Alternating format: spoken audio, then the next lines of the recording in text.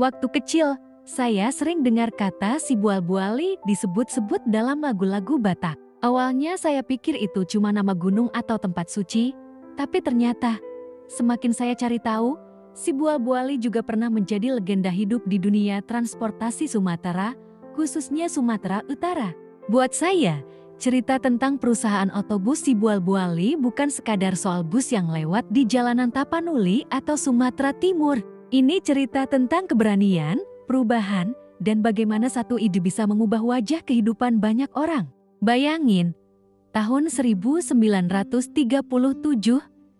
di zaman penjajahan, saat pemerintah kolonial Belanda ogah-ogahan merestui bisnis transportasi nasional, berdirilah Auto Transport Dienst si Bual-Buali di Siperok. Perusahaan ini bukan hanya pionir, tapi juga simbol perlawanan terhadap ketidakadilan kolonial. Perlu keberanian ekstra untuk memulai sesuatu yang besar di tengah tekanan penguasa asing. Tapi itulah yang dilakukan oleh Sutan Pangurabaan Pein, tokoh yang menurut saya layak disebut pahlawan lokal. Yang menarik, sebelum si Bual-Buali muncul, transportasi di Tapanuli Selatan benar-benar kacau. Perusahaan-perusahaan jalan sendiri-sendiri, nggak ada jadwal pasti, dan sering berantem demi rebutan penumpang. Buat saya, ini mencerminkan situasi di mana orang sibuk bersaing tanpa arah. Lalu muncul ide revolusioner dengan membuat jadwal keberangkatan tetap, entah ada penumpang atau enggak. Kesannya sederhana, tapi dampaknya luar biasa. Masyarakat Jati kenal arti ketertiban dan pentingnya waktu. Peraturan tentang izin trayek dan jam keberangkatan yang masih berlaku sampai sekarang itu, ternyata jejaknya bisa dilacak sampai ke gagasan awal para pendiri perusahaan otobus si Bual-Buali. Namun, yang bikin hati saya sedikit sedih, nama besar si Bual-Buali sekarang seperti tinggal kenangan. Di Jambi, misalnya, orang bahkan nyaris nggak tahu bus ini masih ada. Pilihan masyarakat sudah bergeser ke bus-bus yang dianggap lebih nyaman dan aman.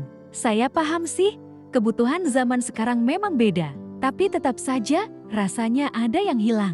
Si Bual-Buali dulu bukan cuma alat transportasi, tapi bagian dari identitas, bagian dari denyut hidup masyarakat. Sejarah perusahaan otobus si Bual-Buali jadi pengingat buat saya bahwa kemajuan itu butuh keberanian untuk melawan arus, menata ulang kekacauan, dan memilih berjalan tertib di tengah kekacauan.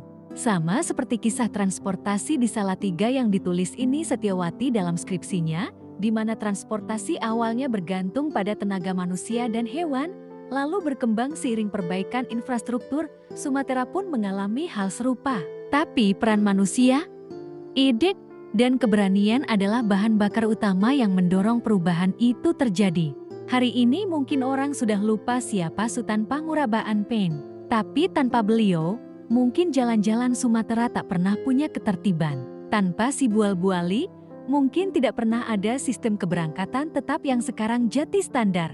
Dan tanpa orang-orang seperti beliau, mungkin sejarah kita cuma dipenuhi cerita tentang keributan dan saling sikut, bukan kolaborasi dan solusi. Menurut saya, sudah saatnya kita berhenti cuma mengenang si Bual-Buali dalam lagu. Kita harus belajar dari semangatnya, dari keberaniannya menata ulang kekacauan, dan dari kesadarannya bahwa transportasi bukan cuma soal kendaraan, tapi soal bagaimana sebuah komunitas bergerak maju bersama.